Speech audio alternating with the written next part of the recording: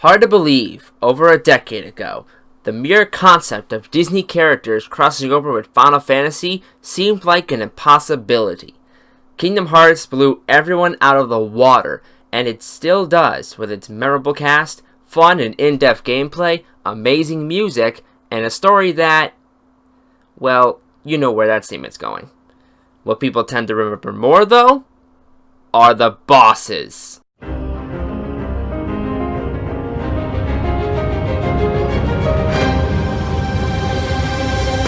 And for good reason, since the series is capable of giving the best bosses gaming has to offer. And today, I combed the series and found my top 15 favorites. Now, this was actually really tough, since some bosses just missed the mark, even though they clearly deserve the entry. Here's the rules: at least one boss per mainstream game, in order to diverse the list. No, Union Cross does not count, thank goodness. If a boss appears in multiple games, it can only show up on the list once, so young Xehanort could count from either Dream Drop Distance or Kingdom Hearts 3, not both, just as an example. The boss mainly has to be fun, memorable, and satisfying, and will be ranked based on those three. Spoilers for the series are aplenty, especially Remind, but I will give a warning before that entry shows up. And no, I have yet to play Melody of Memory, though I do plan at it soon, so try to keep spoilers away, if you can. Alright, grab your Keyblades and hope Donald's a good healer. Let's get started.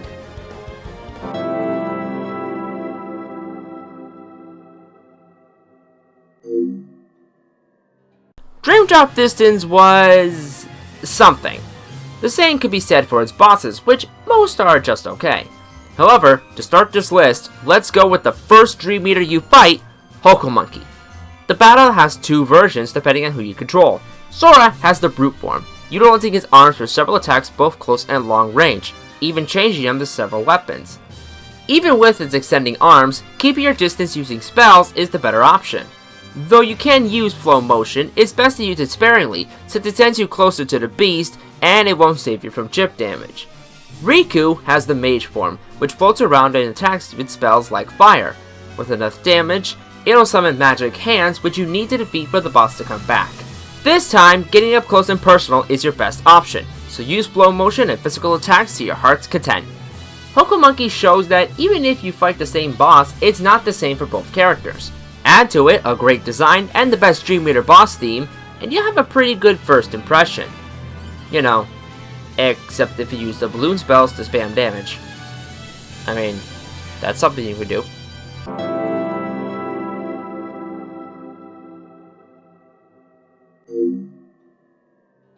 It was E3 2017.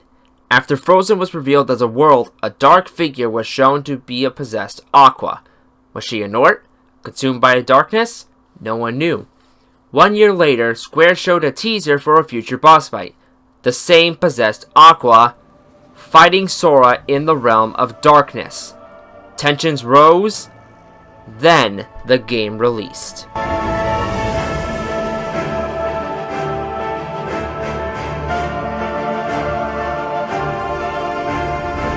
While not to its complete potential, the fight of Sora vs Anti-Aqua is still a great fight.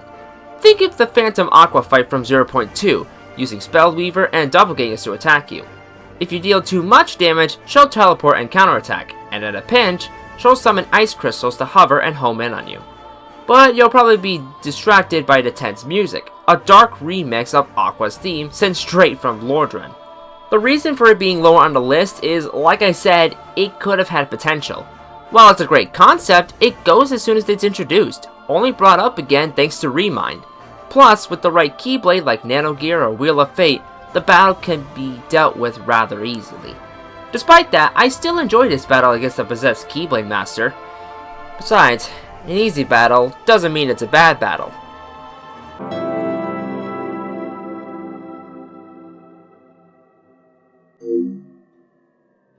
Darkside is the wispy woods of Kingdom Hearts, usually the first boss to ease players into the game. It usually has the same attacks for every fight, rarely ever changing the strategy. But there's one time it changed. For the better. Wait, is this recoded on Mario Party DS? Anyway, here's the real entry.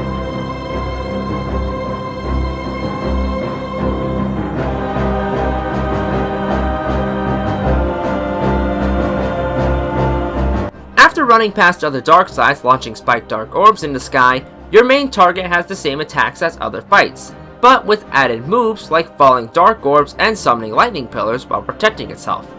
It's odd, yet rejuvenating seeing a Darkside actually put up a challenge for once, even if only for the one time. Put behind it a great atmosphere and a really sweet remix, and you have a good fight that's memorable compared to other 0.2 fights. Wish there was more to say, but it's Darkside, so... Yeetus Venitus? Close it, quick!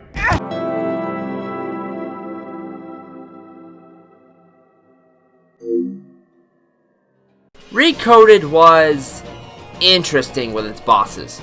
Most took on a different format, like a side-scroller, turn-based RPG, a shooter, and of course, your regular battles.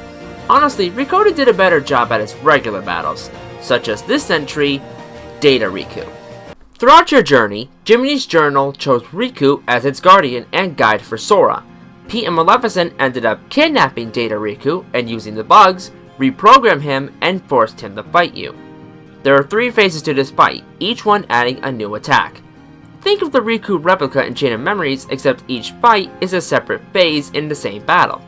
Phase 1 is normal Riku with lunging strikes and sword spins.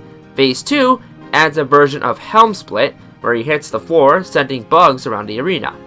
Phase 3, the final phase, gives him his ultimate attack, Dark Aura, teleporting around the arena, ending in dark energy pulses. What makes this battle stand out is what they chose as the boss theme, Riku's theme. The theme adds a tragic element to the battle, since even though Data Riku doesn't want to fight, he's forced to, even after being struck down again and again, making you feel sorry you have to take him down. The emotion of the fight makes this the best fight of the game, and probably the only standout fight. Not like that's hard to do though. I mean, there's a reason Recoded is forgotten. The hurt is real.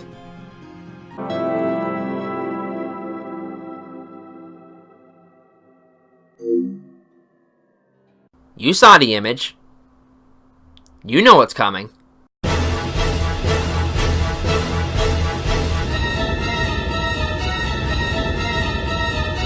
You thought seeing Cloud in Kingdom Hearts 1 was shocking? Wait till you're near the end of the game, where you have the chance to go one-on-one against the one-winged angel himself, Sephiroth. It was a tough battle, but immensely rewarding when you took him down. So, when he returned in 2, you knew at some point there would be a rematch. And that rematch is even better than the first round. No longer held back in an arena, Sephiroth hits you with fast blade slashes on ground and in the air, dark orbs, fire pillars, and 2 special attacks. Heartless Angel, reducing you to just 1 HP if left alone, and Meteor, in which you better start running, otherwise feel the burn of space rocks. No black materia required. You both have improved since the first time, and it shows in this frantic, high-paced battle. He refuses to hold back, and you'll easily fall should you not adapt to his strategies. The first move is a reaction command, and if you don't react quick enough, BAM! Nearly out for the count. It's the case for most Kingdom Hearts optional bosses. Tough, but satisfying to learn and take him down. You better believe that will come back later. Also, thank you so much for having One-Winged Angel. It is one of the best songs ever. Just putting that out there.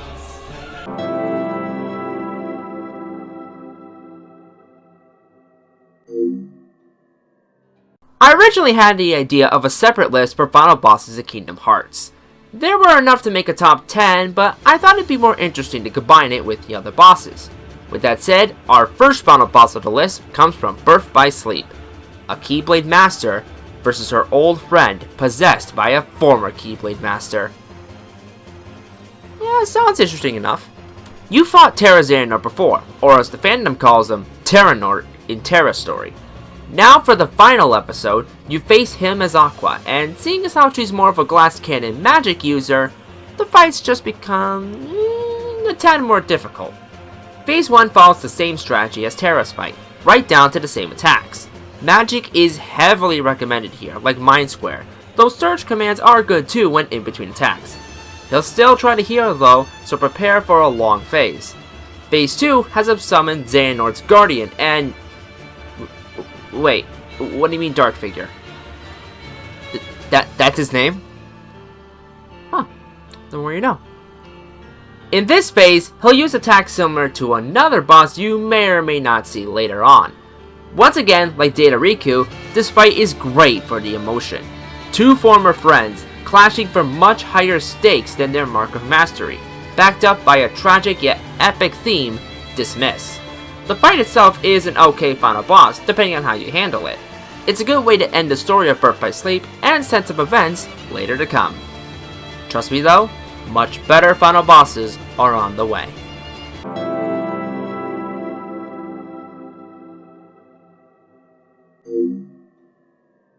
You know Pride Lands? The world with an adorable Sora Cup and a vast open space where you question why it's so big?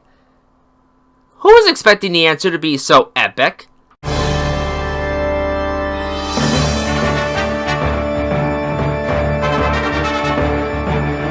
Groundshaker is the last big Heartless boss of Kingdom Hearts 2.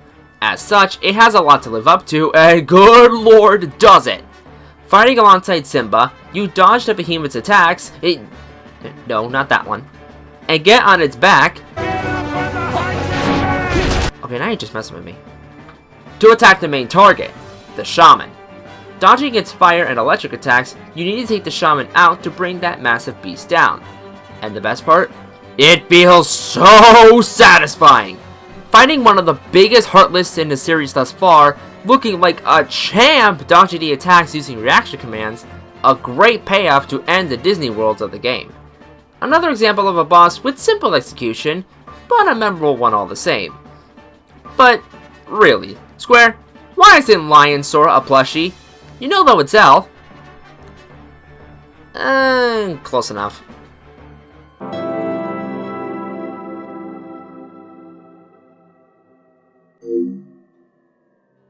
It's no secret, the original Kingdom Hearts is aged, but that doesn't make it a bad game. To many, it's still one of the best games in the series, especially story-wise. Bosses are a mixed bag, sadly. You have some great fights, but also bad fights to even it out.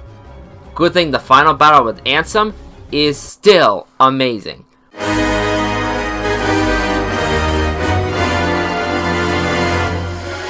You fight Ansem many times in the series, and while I was close to choosing his battle in Dream Drop Distance, I ended up going with your first bout against him.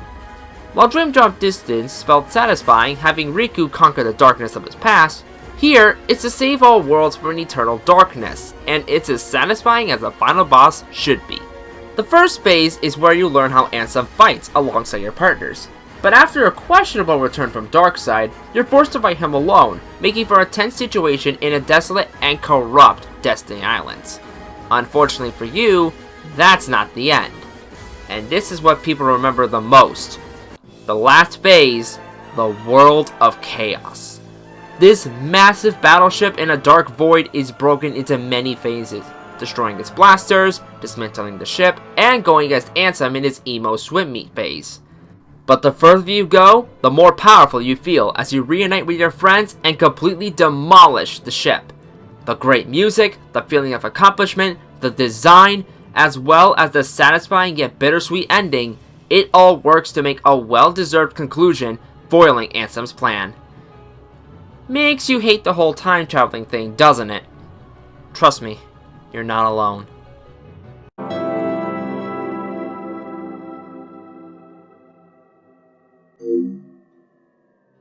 Chain of Memories is probably the most divisive game in the series, and the card system is the breaker. To some, it's an in-depth combat system when you build the game how you want to play. To others, it's a complex and needless system blocking you from knowledge you'll need for the series lore. Thankfully, I'm the former, and that's why this entry belongs to number 11 of the Organization 13, Marluxia.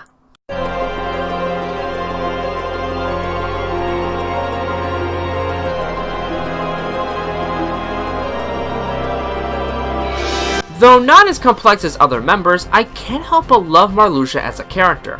His calm voice with his sophisticated manners makes him stand out from his other fellow members. The pink hair also helps. When you finally end up facing him after what he put you and Nominate through, it's so good to finally face this guy head on, especially since he's the same person who taught you how to fight in this castle from the very beginning of the game. He's no pushover either. Whatever strategy you have better be up to snuff, or you'll hurt a lot. He'll use his scythe and power over cherry blossoms, making for spectacular worthy attacks and slights. However, that's only phase 1. After you save, you're forced to face him again in his new Spectre.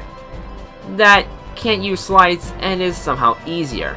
Just make sure you attack his scythe hands first to make it easier on you, and it should be fine. But, if you're playing the remake, you get a final form that makes up for it. Marluxia's Angel of Death. With mesmerizing attacks, slides to put your quick actions to the test, and one of the most beautiful pieces of music in the series, yeah, this might get you to play the remake over the original. There might be other great organization battles, wink wink, but this to me is one of the greatest. I'll happily replay this battle any day. It's better than being creeped out with a number hovering over my head.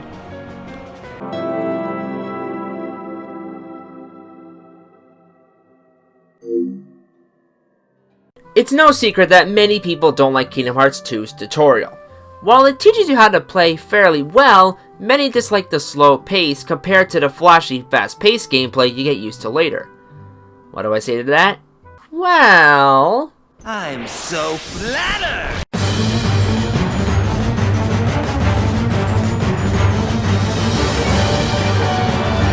One thing most players and fans agree on is getting to the end gives you the best reward, in the fight of Roxas vs. Axel.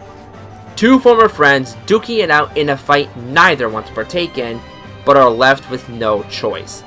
Each one gives it their all, with Axel using his fire abilities and Roxas wielding two Keyblades, a first for the series. It's a quick fight, but just as exhilarating with fast-paced attacks and flashy reaction commands. This battle would get a do-over when Sora goes against Data Axel, but unlike the rematch, this battle has emotional drama behind it, making it all the more memorable. You just got to know Axel and Roxas' former friendship, yet you still feel sorry for these two that it would have to end this way. Well, for now anyway. This battle might fly by, but it's just as easy to get it memorized.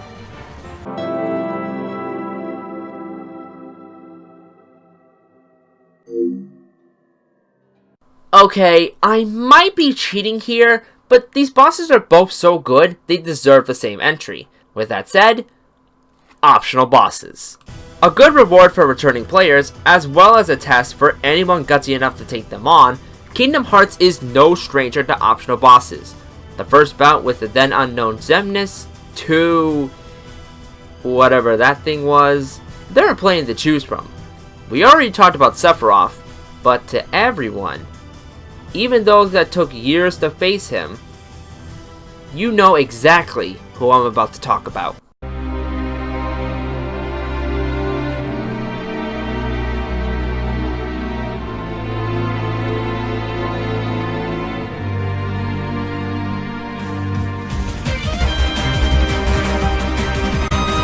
Lingering Will, fought in the Badlands of the Keyblade Graveyard, was the most honorable optional boss for years. Clad in armor, it used the Keyblade and transformed it into many weapons. From a glider, to a whip, a bow, a stinking cannon! It had a wide variety of moves and attacks for you to learn. Your timing and reflexes needed to be at the top of your game, as even the slightest mistake could have been your last if unprepared. There was no set pattern either. You had to adapt on the fly and be ready for anything.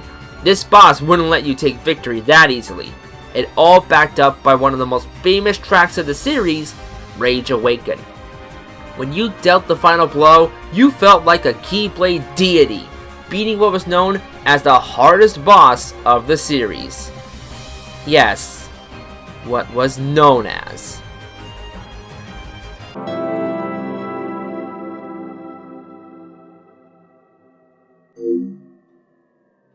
That honor now belongs to him.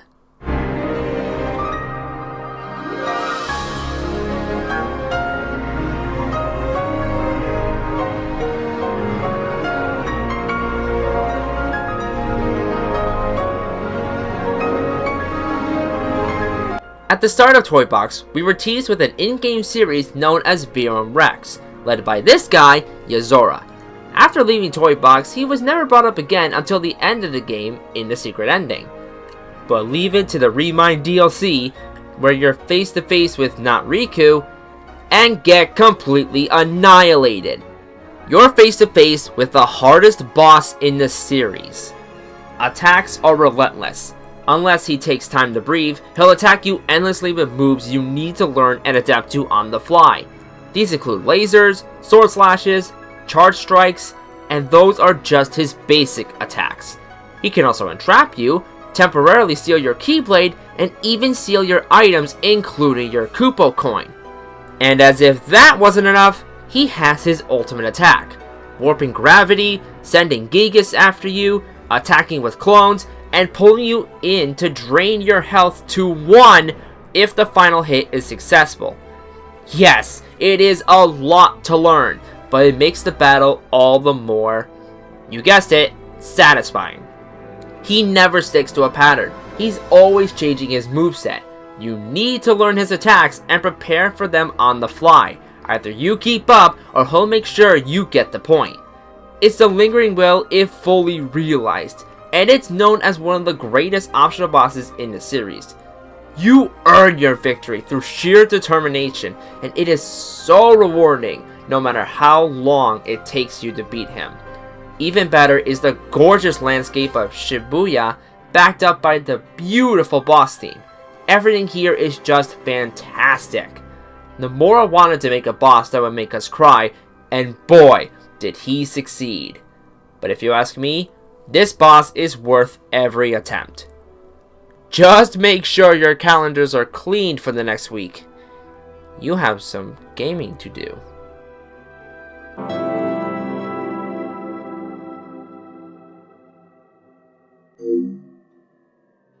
Whenever someone speaks highly of Kingdom Hearts, there's one character who is always brought up. Roxas. The nobody of Sora, his entire existence was to be nothing more than a tool. The organization used him to collect hearts, and that's all he did. But through Axel and Xion, he started to learn friendship and felt more of a person than anyone. But friend feuds here, kill your best friend, told your existence meant nothing. Yeah, you had some pent up anger for sure. This anger was directed towards one person, Sora. And it led to what many consider to be the highlight of why Final Mix needed to be experienced. Set in your dive to the heart, Roxas focuses his pain and suffering on you, and he is relentless. But you can't attack relentlessly either, since he'll also use lasers and a shield prepped for a counterattack. Those Keyblade slashes keep coming at you, and you need to time your defense and attacks near perfect to stand a chance. When you get a chance to clash, timed well, you can steal his Keyblades and use them against him. It all leads to his ultimate attack, changing the setting and hurling light orbs directly at you.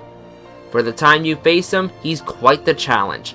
Never mind his data rematch in a garden of assemblage.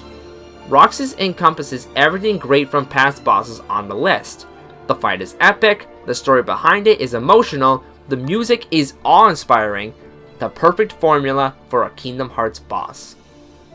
And to think, most of us just got a cutscene instead. Interesting times those were. Interesting times.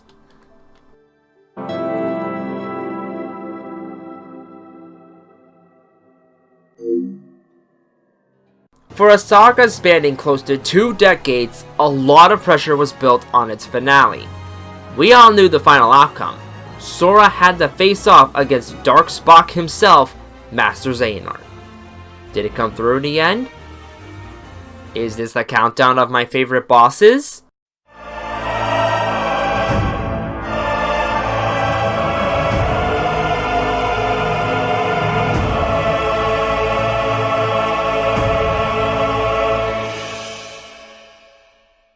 After defeating the other Seekers of Darkness and watching Kairi supposedly die, the mood was set.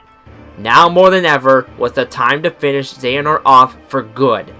What follows is a 3-phase final boss set in one of the most gorgeous final arenas the series had ever seen.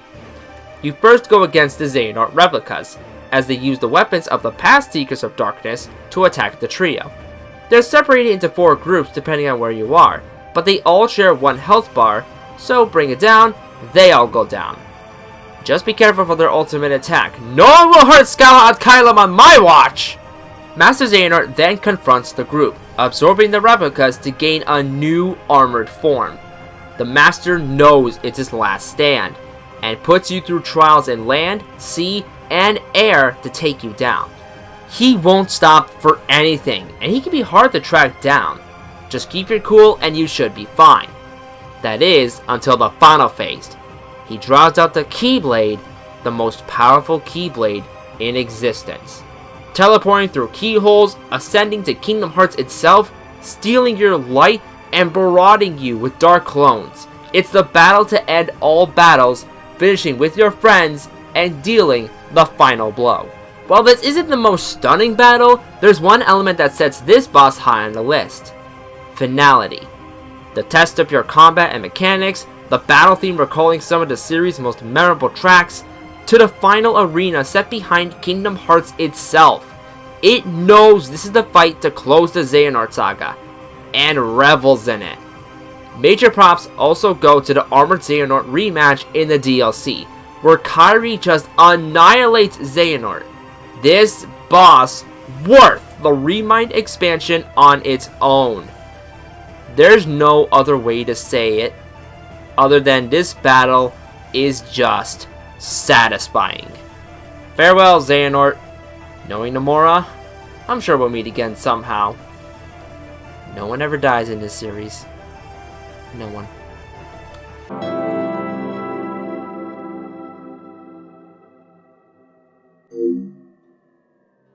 Remember when I said there were other great organization battles? Well, guess it's time to elaborate on that. 358 Days Over 2 as a game is one of the weaker entries. Story-wise, one of the best to me. Learning about Roxas' days in the organization, finding more reasons to hate Sayax before the truth was revealed, and meeting one of my favorite characters, Xion. Her story of being a puppet and how the organization used her is honestly interesting to me. She's not a standout character, but I still like her, and... Okay, I'm stalling. Time for the fight.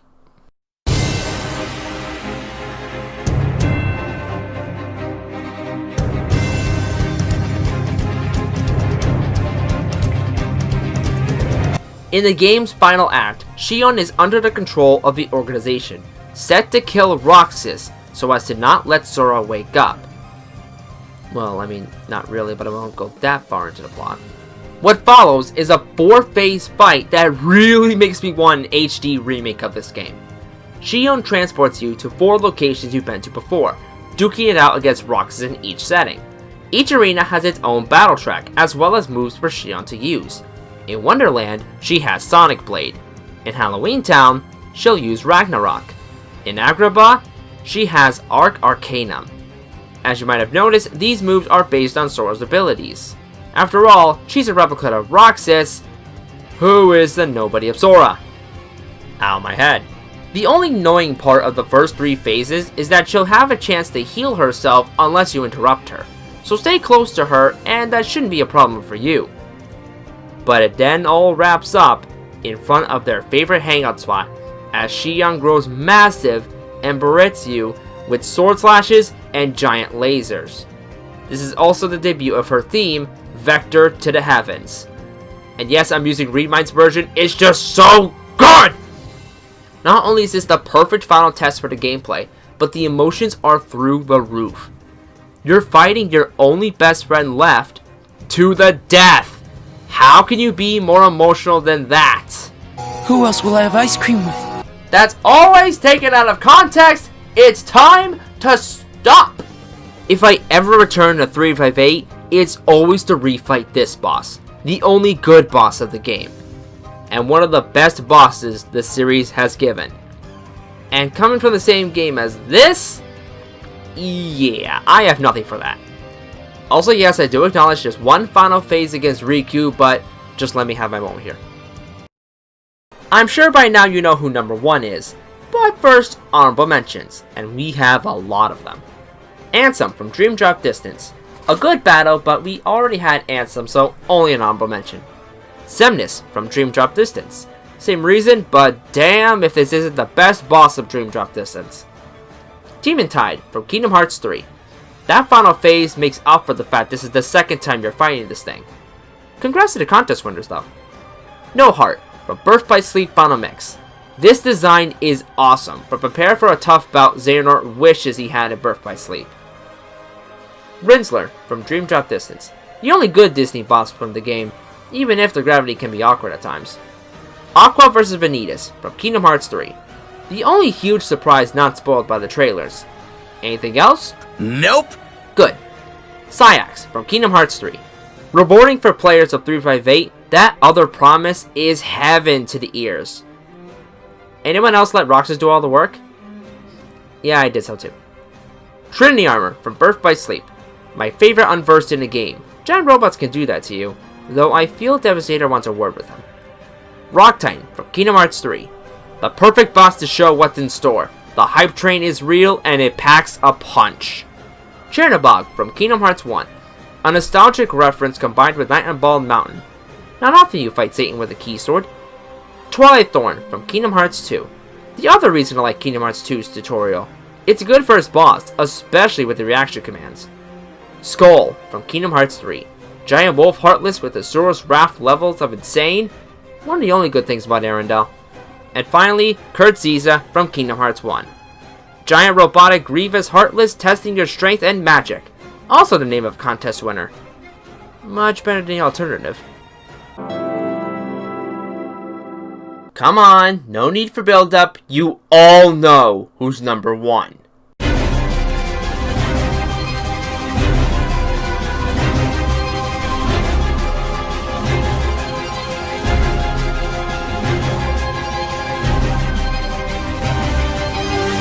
More than 15 years later, Xemnas not only holds up as the best boss of the series, but also one of the best final bosses in all of gaming. Everything from how it wraps the story up in a nice little bow, to every gameplay element being put to the test. And by Yensid backwards, does it do that well. Gearing up to put a stop to Xemnas' plan once and for all, Sora and friends confront the leader of the former organization atop his castle. After settling it in a one-on-one, Xemnas merges with the created Kingdom Hearts in one final attempt to gain his heart. From here, the epic scales skyrocket to 11, cutting skyscrapers being thrown at you, to fighting atop a giant robotic dragon against the armored Xemnas, using weapons from past organization members, to testing your gummy ship skills, again, your gummy ship skills, and capping it off with Sora alongside Riku to finish off Vol Zebra Power in one of the most awe-inspiring final moves you will ever see. It's non-stop action all the way through, with just enough story to reward you for making it all the way through to the very end. Even after fighting this so many times, the adrenaline goes to an all-time high. Alongside other action-packed bosses, this one is just as good to watch as it is to play. There's not much else I can add that others haven't already said. It's just one of the best bosses in all of gaming.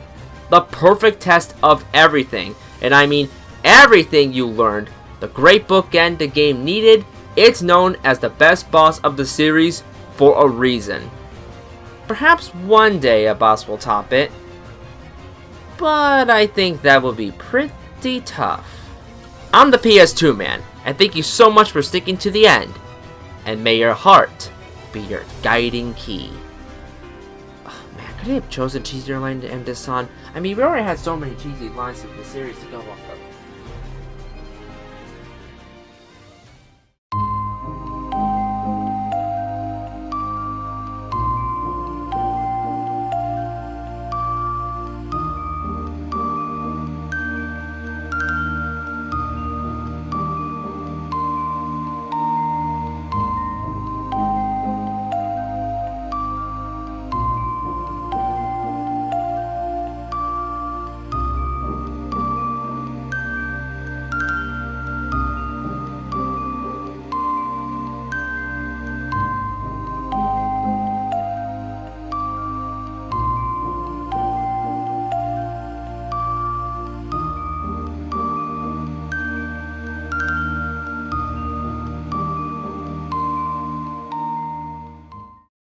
Oh, this is the longest video I've made yet.